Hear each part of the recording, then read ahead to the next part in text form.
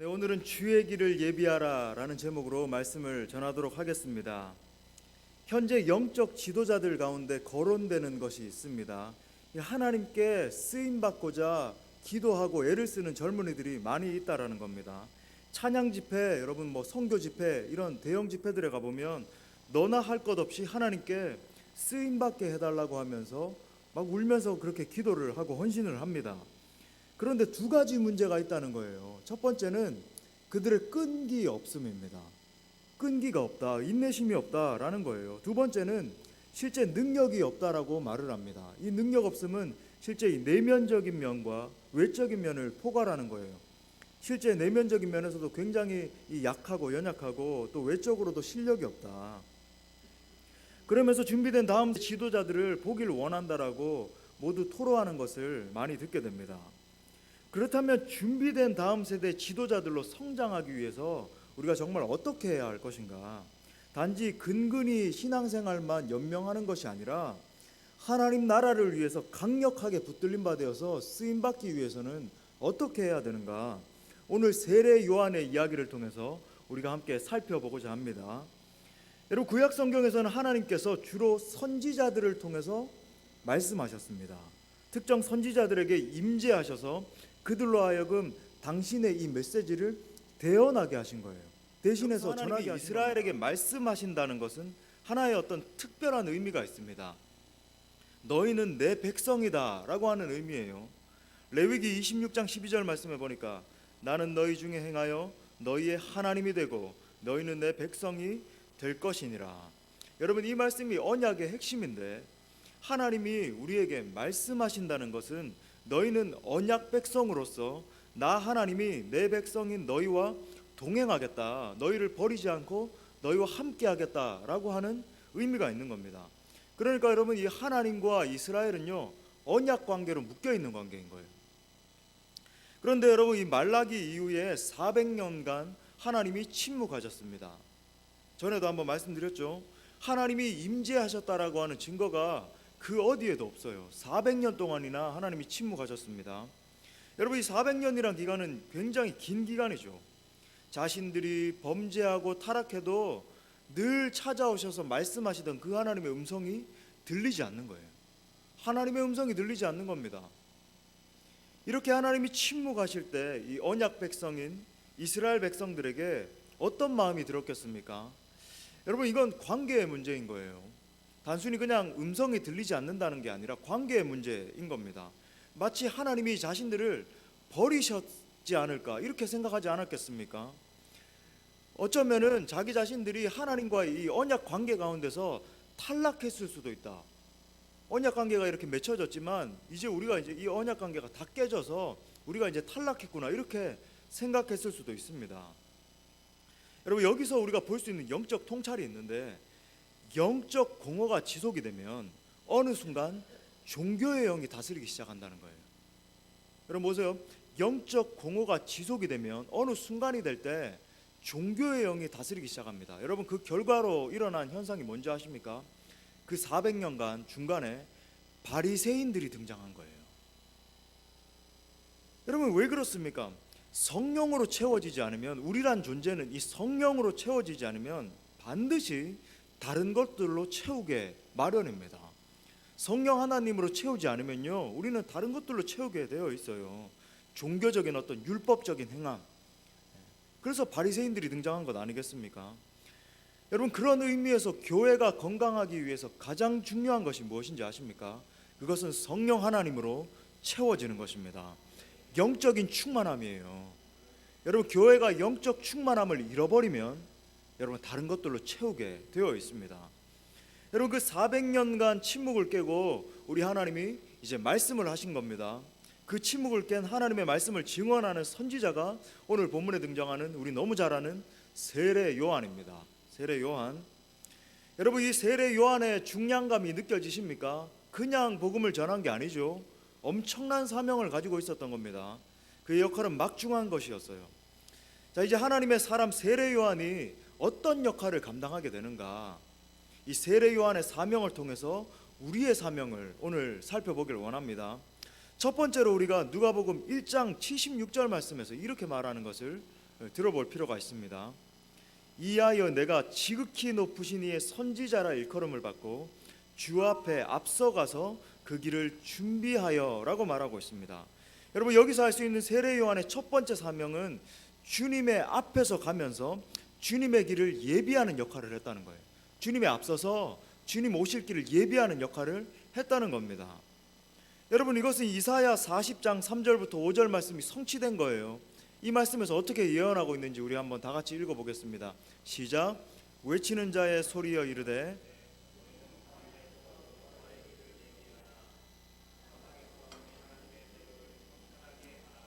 골짜기마다 도두어지며 산마다 언덕마다 낮아지며 고르지 아니한 곳이 평탄하게 되며 험한 곳이 평지가 될 것이요.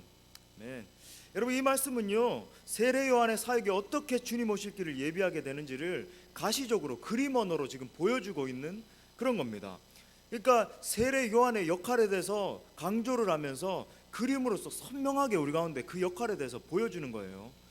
여러분, 동시에 이것은 마지막 때에 우리가 어떤 사명을 감당해야 되는지를 보여주는 말씀이기도 합니다. 여러분, 명확한 역사인식이 중요한 거예요. 여기에 모여있는 회중 여러분, 명확한 역사인식이 중요한 겁니다. 여러분, 우리는 마지막 때를 살고 있습니다. 여러분, 우리가 살고 있는 시대는요, 마지막 시대예요.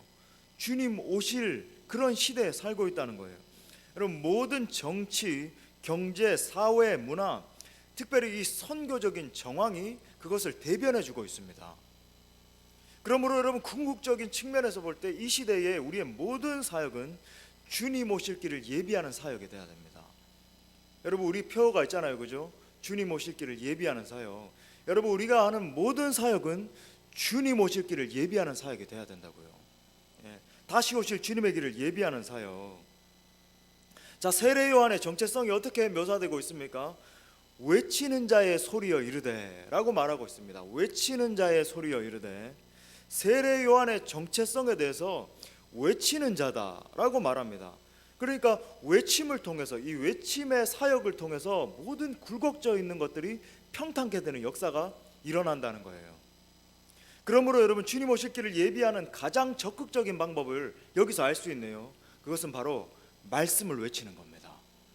여러분, 주님 오실 길을 예비하는 가장 적극적인 방법, 말씀을 외치는 거예요. 세례 요한이 그랬던 것처럼 회개하라, 천국이 가까웠느니라, 말씀을 외치는 겁니다. 여러분, 하나님이 우리를 이 땅 가운데 보내셔서 먼저 예수 믿게 하신 이유가 뭘까요? 여러분, 이 자리에 앉아서 우리가 함께 예배를 보고 있습니다마는 우리가 먼저 예수님을 믿게 하신 이유가 뭘까요? 우리의 본래 정체성이 뭐냐는 이야기예요. 여러분, 하나님은 우리를 외치는 자들로 부르셨습니다. 한번 따라해 보겠습니다. 하나님은 우리를 외치는 자로 부르셨다. 다시 말하면 말씀 선포자로 부르셨다는 거예요. 그것을 통해서 주님 오실 길을 예배하는 자들로 우리를 불러주셨다는 겁니다. 여러분, 언제 이 굴곡진 것들이 평탄케 되는 역사가 일어납니까? 말씀을 선포할 때.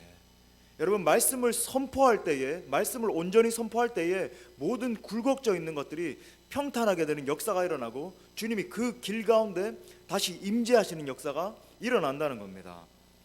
여러분, 두 가지 이 큰 디멘션을 이해할 필요가 있어요. 어떤 국면들을 이해할 필요가 있습니다. 여러분, 세례 요한을 보십시오. 세례 요한은 예수님의 초림을 예비했습니다. 영어로 first coming 그러는데 예수님의 첫 번째 오심, 초림을 예비했어요. 여러분, 초림을 통해서 어떤 역사가 일어났죠? 십자가 구속 사건이 일어난 겁니다. 그 십자가 구속 사건으로 말미암아 우리가 그 복음을 받아들이고 이 자리에 앉아서 함께 예배를 드리고 있잖아요. 여러분, 초림이 없었으면 우리 가운데 이런 은혜가 일어날 수가 없었던 거예요. 그런데 지금 우리의 사명은 어떠한가? 여러분, 이것을 반드시 인식하는 게 중요합니다. 우리는 주님의 재림을 준비하는 자들입니다. Second coming, 주님의 다시 오심을 준비하는 거예요. 여러분, 최종 승리의 날입니다. 예수님이 초림하셨을 때 먼저 승리하셨다면 여러분, 이 주님이 다시 오시는 날은요, 최종 승리하시는 날인 거예요. 이것이 우리의 사명인 것입니다. 그렇다면 왜 주님을 위한 길을 예비해야 되는가? 주님이 그냥 오실 수도 있을 텐데 왜 우리가 하필이면 주님 오실 길을 예비해야 되는가? 적어도 세 가지 이유가 있습니다. 좀 신학적으로 깊은 얘기일 수 있는데 여러분 잘 들어보세요. 첫 번째는요, 죄가 가득한 죄인의 상태로 거룩하신 하나님 앞에 설 수 있는 사람은 아무도 없다는 거예요. 죄가 가득한 죄인의 상태로 저 거룩한 하나님, 여러분 우리가 믿는 하나님은 우리가 상상하는 것보다도 훨씬 더 거룩하신 분이세요. 지극히 거룩하신 분이십니다. 여러분 죄가 가득한 상태로 거룩하신 하나님을 만날 길은 없는 것입니다. 성경은 분명히 경고하고 있어요. 요한계시록 20장 15절 말씀에서 누구든지 생명책에 기록되지 못한 자는 불못에 던져지더라. 옛날 성경에는 농명되지 못한 자는, 기록되지 못한 자는 불못에 던져지더라. 여러분 하나님은 사랑의 하나님이시지만 동시에 공의의 하나님이십니다. 공의의 하나님이세요. 사랑의 하나님이 우리는 그렇게 인식하잖아요. 그래도 한 70% 정도 되시고 공의의 하나님의 속성이 한 30% 정도 될 것이다. 그렇지 않아요. 하나님은 100% 사랑의 하나님이시지만 100% 동시에 공의의 하나님이십니다. 그러므로 죄가 가득한 상태로 하나님 앞에 설 수 있는 사람은 그 누구도 없어요. 그 누구도 없습니다. 여러분 기억하십시오. 사회적인 신분이 구원을 보장하지 못합니다. 내가 가지고 있는 돈이 구원을 보장하지 못하는 거예요. 여러분 심지어 잘 들으세요. 교회에 출석하고 있느냐 아니냐가 구원을 보장하지 못합니다. 아니, 목사님 무슨 말씀이세요? 교회에 출석하면 구원 받는 것 아닙니까? 여러분 많은 신자들이 착각하고 있어요. 교회에 출석한다는 것이 구원을 보장하지 못합니다. 여러분 여기서 우리가 들어야 할 메시지는 너무나 명확한 거예요. 예수 그리스도를 진정으로 만나지 않으면 영원한 형벌에 놓일 영혼들을 생각하는 겁니다. 철저히 회개하고 주님 앞에 서지 않으면 영원한 지옥을 면할 길이 없다는 것을 여러분 인식하는 거예요. 여러분 이것이 우리가 목숨 걸고 전해야 할 이유인 것입니다. 여러분 두 번째, 이 신학적인 이유요. 예수님이 말씀하신 메시지 때문에 주님 오실 길을 예비해야 됩니다. 여러분 우리 주님의 메시지는 명확해요. 자비로우신 주님, 인자가 영원하신 우리 주님의 음성을 들어보십시오. 마태복음 11장 28절에서 이렇게 말씀하십니다. 수고하고 무거운 짐진 자들아 다 내게로 오라. 내가 너희를 쉬게 하리라. 여러분 무슨 말이죠? 어떤 죄인이든지 우리 예수님 붙들기만 하면, 예수님 믿기만 하면 구원을 받는다. 여러분 누구든지 자신을 예수님께 맡기면 건져주시는 겁니다. 여러분 이것이 주님의 자비예요. 누구든지 주님의 옷자락을 붙들기만 하면, 예수님 믿기만 하면 구원받는다. 놀라운 사랑 아닙니까? 이 세상 그 어디에도 볼 수 없는 놀라운 자비 아니냐고요. 여러분 다른 종교에, 여러분 타 종교랑 비교해서 죄송합니다만은 여러분 다른 종교에 그 어떤 신이 이런 자비를 가지고 있습니까? 여러분 알라가요, 석가모니가요, 조금만 범죄해도, 조금만 바로 서지 못해도 바로 징계해버리는 그런 신이 자비의 신입니까? 여러분 이 다른 이야기입니다만은 여러분 알라는요 왜 이 이슬람 사람들이 착하게 살려고 하고 심지어 술도 마시지 않고 하는지 아십니까? 이란에 가서 이렇게 보니까, 이집트 같은 데 보니까요 술이 없어요. 여러분 술을 마시면 이 지옥 형벌에 바로 떨어진다, 이런 교리가 있기 때문에. 물론 술을 절대 마시면 안 됩니다만 우리 그리스도인들로서도. 여러분 그들이 착하게 살려고 노력하는 근거는요 두려움이에요. 사랑의 하나님 앞에 반응하는 게 아닙니다. 여러분 이것이 주님 오심을 예비하는 가장 적극적인 방법인 거예요. 여러분 반대로 예수님의 복음을 듣고도 거절하면 어떻게 됩니까? 불행히도 더 이상 그 영혼을 사망의 구렁텅이에서 건져낼 수 있는 길은 없는 것입니다. 그리고 세 번째 이 신학적인 이유는요, 사람들의 완악한 마음 상태 때문에 주님 오실 길을 예비해야 됩니다. 사람들의 완악한 마음 상태 때문에. 신학자 칼 바르트가 한 유명한 말이 있습니다. 한 손에는 성경을, 한 손에는 신문을. 여러분 우리가 이 세상의 영적 상태를 보고도 그냥 외면할 수 없는 것입니다.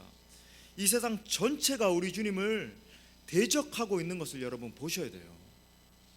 여러분 이 신문을 보시면서 여러 가지 뉴스들을 보시면서요, 이 세상의 전체가 예수 그리스도를 대적하고 있는 것을 보셔야 됩니다.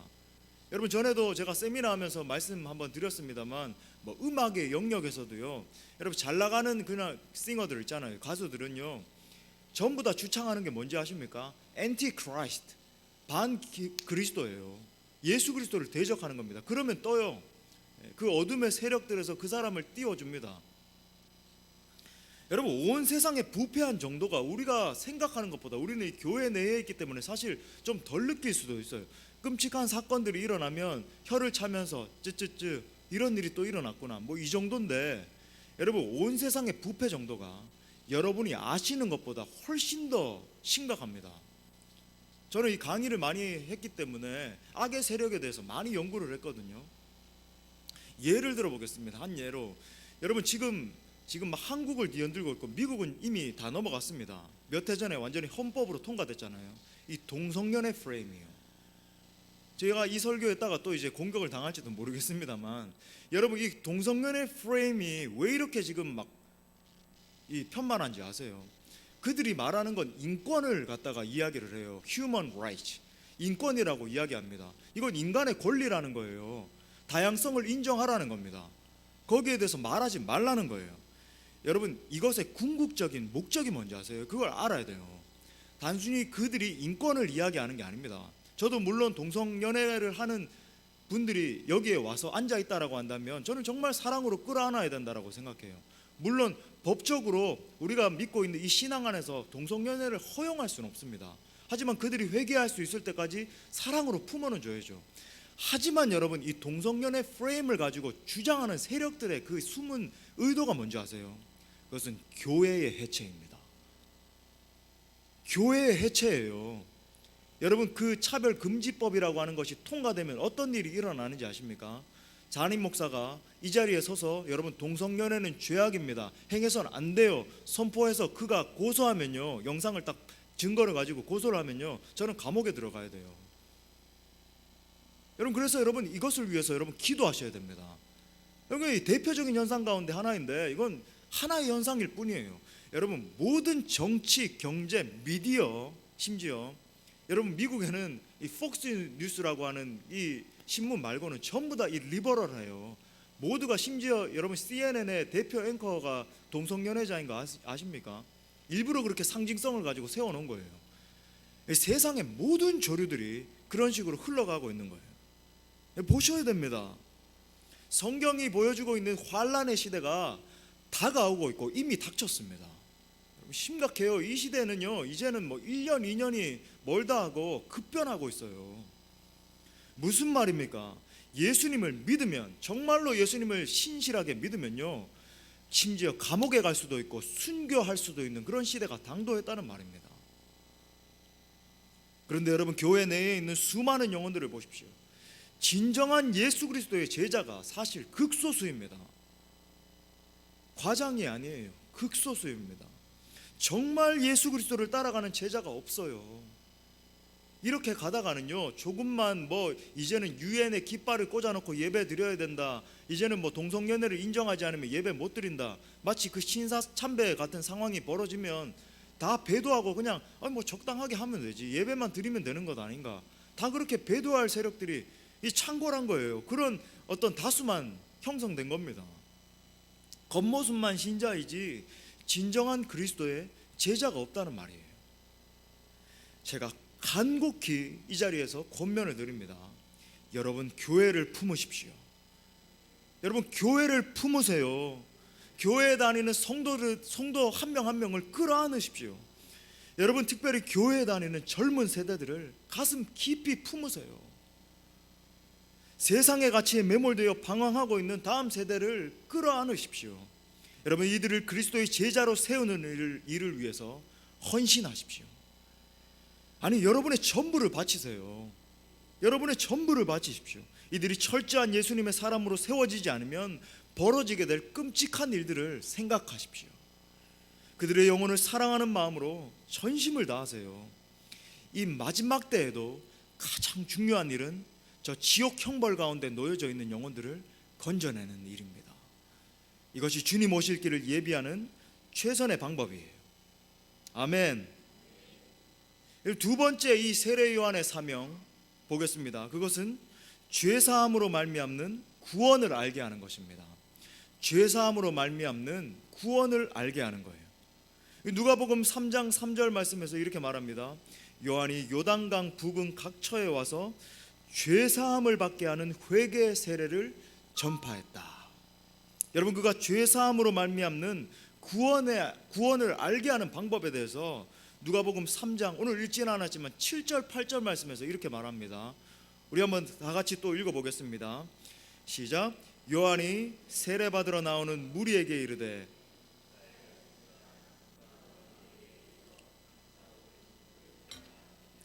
그러므로 회개에 합당한 열매를 맺고 속으로 아브라함이 우리 조상이라 말하지 말라.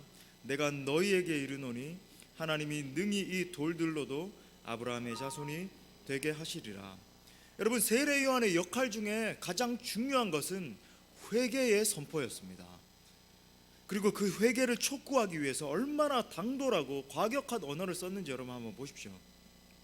이 말씀이 선포됐을 때 그냥 단순히 뭐 이렇게 선포된 게 아니에요. 이 말씀이 선포됐을 때 당시에 이 이스라엘 전체가 완전히 뒤흔들렸습니다. 당시 종교 지도자들에게 대놓고 막 반기를 들기 시작한 거예요. 그들에게 무슨 표현을 썼죠? 독사의 자식들아. 능력 있는 선지자는 이런 말을 좀 써야 되나 봐요. 독사의 자식들아. 우리 예수님도 그러셨잖아요. 독사의 자식들아. 너희들이 보여주고 있는 행위는 다 가식이라는 겁니다. 하나님이 말씀하시는 아브라함의 자식은 너희가 수수방관하면서 믿고 있는 그 혈통이 아니라는 거예요. 너희가 붙들고 있는 그 혈통, 회개에 합당한 열매를 맺지 않는 회개는 다 거짓이라고 지금 선포하고 있습니다. 여러분, 가히 혁명과 같은 외침이죠. 당시 유대 종교 지도자들이 여러분 이 말씀을 듣고 분노했지 않겠습니까? 여러분, 말씀은 이렇게 선포돼야 되는 거예요. 세례 요한의 역할은 이렇게 막중한 것이었습니다. 그러니까 웬만한 사명감을 가지고 있지 않고서는요, 이런 무게감 있는 메시지를 선포할 수 없는 겁니다. 죄악을 고발하는 사명을 감당하기 위해서는 여러분 이 시대에도 비상한 담력이 필요합니다. 비상한 담력이 필요해요. 근데 오늘 제가 던지고 싶은 질문은 이것입니다. 이 말씀의 핵심이에요. 이런 엄청난 사명을 감당하기 위한 능력은 도대체 어디서부터 비롯됐는가? 라는 거예요. 그 시대의 상을 생각해 볼 때 정말 상상하기 힘든 메시지를 외쳤는데 이 세례 요한의 담대함이 대체 어떻게 형성되었느냐, 그의 능력이 근원이 무엇이었는가, 이것이 핵심 질문입니다. 여러분, 그 해답이 누가복음 1장 80절 말씀에서 나옵니다. 이렇게 말해요. 아이가 자라며 심령이 강하여지며 이스라엘에게 나타나는 날까지 빈들에 있으니라. 빈들에 있으니라. 여러분, 여기서 주목해야 할 단어는요, 빈들입니다. 한번 따라해 볼까요? 빈들. 여러분, 이스라엘에게 나타나는 날까지 빈들에 있으니라 말하고 있습니다. 세례 요한에게 어떻게 그런 불과 같은 능력과 담대함이 임했는가? 온 시대와 민족을 뒤흔드는 메시지가 어떻게 임하였는가? 여러분, 세례 요한은 빈들에서 준비되고 있었던 겁니다. 빈들에서 준비되고 있었어요.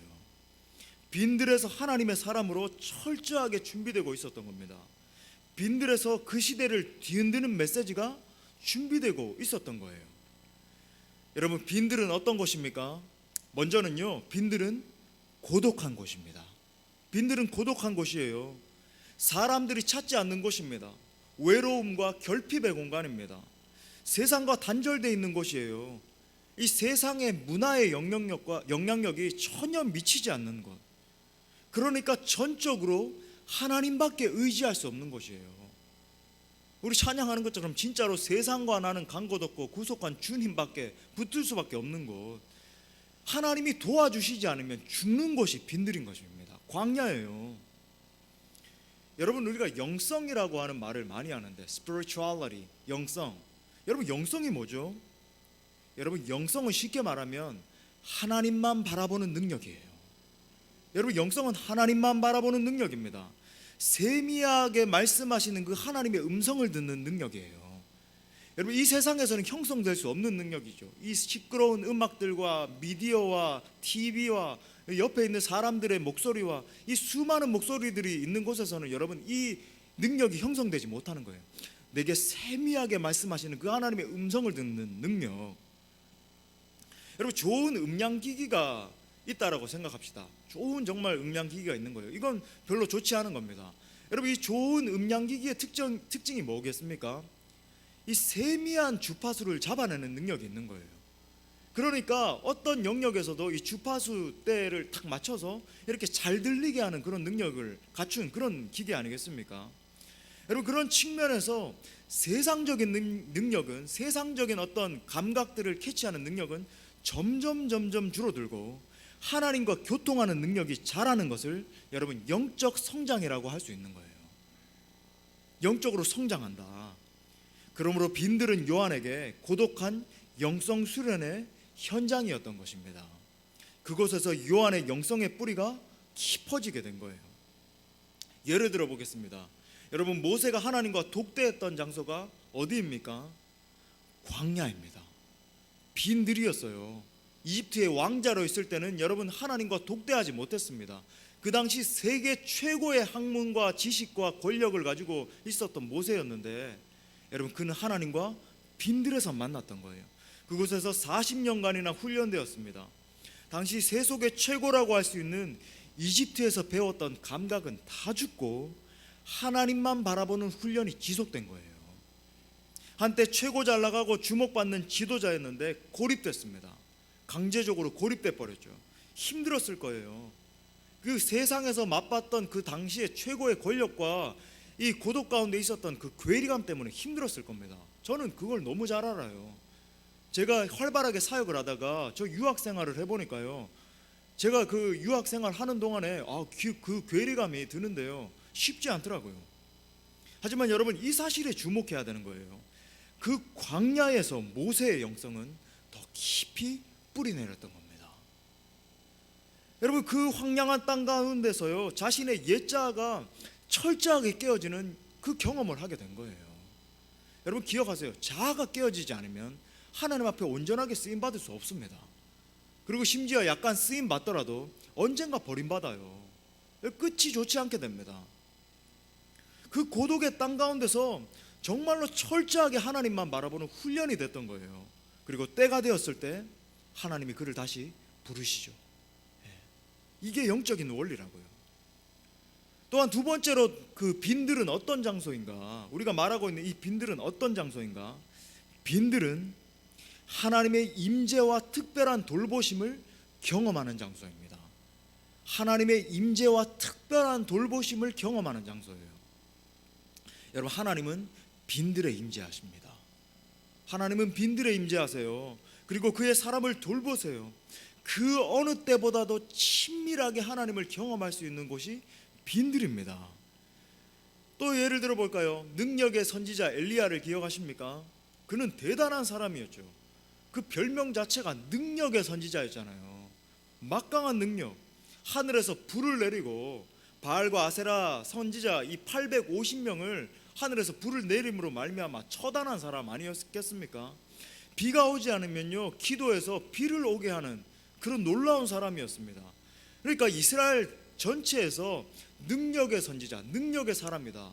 이 능력의 사람의 대명사 같은 그런 사람이었어요. 그런 그가 이세벨의 편지 한 장에 벌벌 떨면서 도망갔습니다. 그가 도망갔던 곳이 어디죠? 빈들이었습니다. 광야였죠. 아무도 없는 곳이었어요. 하나님이 돕지 않으시면 죽는 곳이었습니다. 그런 그에게 하나님이 찾아가시죠. 그 어느 때보다도 친밀하게 만나주십니다. 그에게 식탁을 차려주시고 대화하시는 거예요. 친밀하게. 세상에서는 볼 수 없었던 쉼을 주셨습니다. 여러분, 얼마나 친밀한 만남입니까? 얼마나 특별한 돌보심이에요. 여러분, 빈들은 하나님과 친밀한 만남이 있는 그런 곳입니다. 여러분, 이와 같이 세례 요한도 빈들에서 준비됐던 거예요. 여러분, 이쯤 되니 우리의 모습이 돌아봐집니다. 여러분, 우리는 하나님께 쓰임받게 해달라고 하면서 더 많은 스킬, 더 많은 어떤 스펙, 더 높은 어떤 경지에 오르려고 혈안이 되어 있잖아요. 자녀를 양육할 때에도 더 탁월한 어떤 세상적인 감각을 배우게 하려고 이 학원 보내고 저 학원 보내고 이거 배우게 하고, 그리고 요즘 아이들 보면 뭐 불쌍해 죽겠어요. 안 그렇습니까? 더 좋은 대학, 더 좋은 직장, 더 좋은 스펙을 갖게 하려고 발버둥을 치잖아요. 하지만 여러분, 하나님의 생각은 좀 다른 것 같습니다.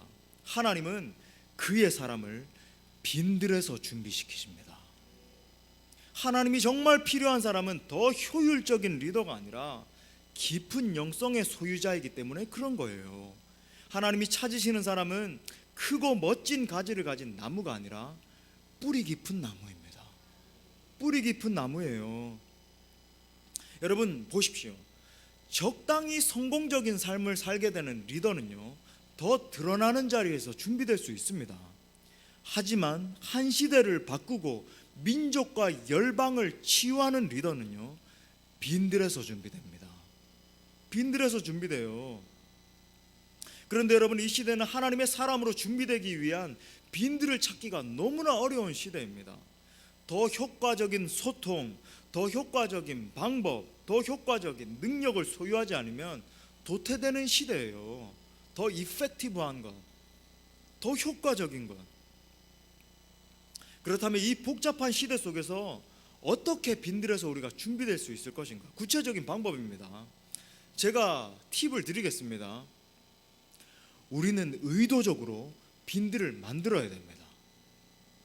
우리는 의도적으로 빈들을 만들어야 돼요. 의도적으로 고독의 현장으로 나아가야 됩니다. 의도적으로 세상으로부터 분리된 현장으로 정기적으로 달려가야 돼요. 의도적으로 침묵의 자리로 가는 거예요. 의도적으로 깊은 묵상의 자리로 가는 겁니다. 제가 지금 한 단어를 강조하고 있죠. 의도적으로 깊은 기도의 시간을 만들어야 돼요. 그렇지 않으면 깊은 고독 속에서 세미한 하나님의 음성을 들을 수 없습니다. 저의 계획이 있어요. 저의 딸과 아들인 성령이와 성신이, 성령 성신, 저는요 의도적으로 때가 되면 깊은 고독의 현장으로 보낼 것입니다. 제가 사역했던 단체, 이 예수전도단에 뭐 킹스키스, 킹스틴스 뭐 이런 훈련 프로그램이 있고, 또 이제 대학생이 되면 DTS라고 하는 훈련도 있고, 어른도 갈 수 있는 여러 가지 DTS 훈련 프로그램들이 있는데, 저는 의도적으로 그 아이들과 함께 한 번도 상의한 적은 없습니다만은 밀어 넣을 것입니다. 사랑하는 여러분, 그렇다면 우리에게 빈들은 어떤 것일까? 어떻게 의도적으로 우리의 삶 가운데서 빈들을 만들 수 있을까요? 제가 3단계의 빈들을 여러분들에게 제시하겠습니다. 고민을 많이 했죠. 이 빈들의 출발은요, 매주 드리는 예배입니다. 여러분, 매주 주일 성수하셔야 돼요. 여러분, 이것은 빈들의 기본입니다.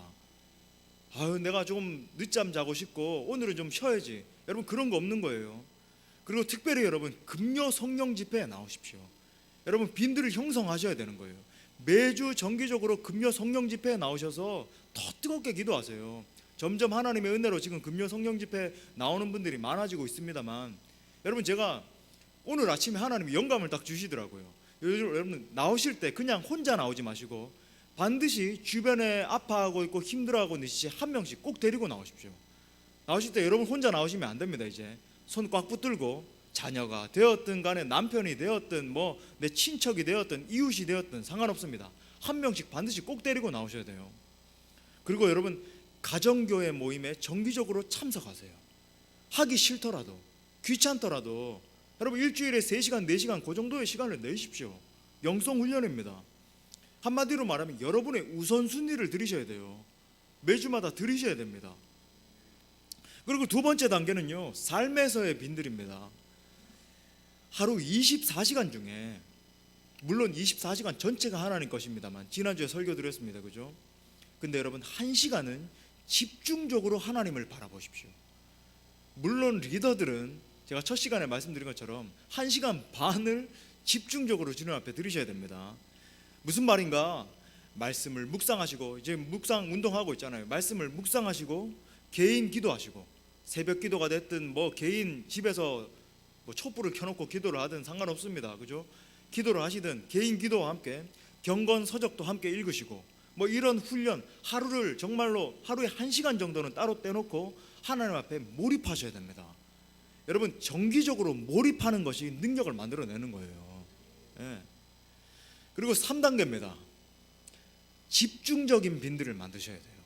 집중적인 빈들. 무슨 말입니까? 여기에 계신 청년 여러분, 수련회에 반드시 참석하세요. 이번 주에 있는 수련회에 참석하십시오. 중고등부 학생 여러분, 수련회, 올 이 수련회에 참석하세요. 제가 담대히 말씀드릴 수 있는 게 있습니다. 저는요, 학생부 때 중고등부 시절을 겪으면서 청년부 시절을 지나면서 단 한 번도 수련회에 빠진 적이 없습니다. 그뿐만이 아니라 저는요, 막 학생회 회장하고 하면서 아이들 수련회 안 가려고 하는 애들 있으면 막 애원을 했어요. 제가 전도사 때 말고 학생 때요.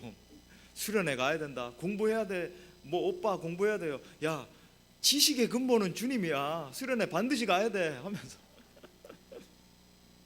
여러분, 하나님이 정말 은혜를 주시는 거예요. 수련회 반드시 참석하세요. 그리고 더 나아가서 기회가 있으면 단기 선교의 기회에 반드시 참석하세요. 여러분, 단기 선교회 가면요, 놀라운 역사가 일어나요. 이 세상에서 보지 못하던 것들을 경험하게 됩니다.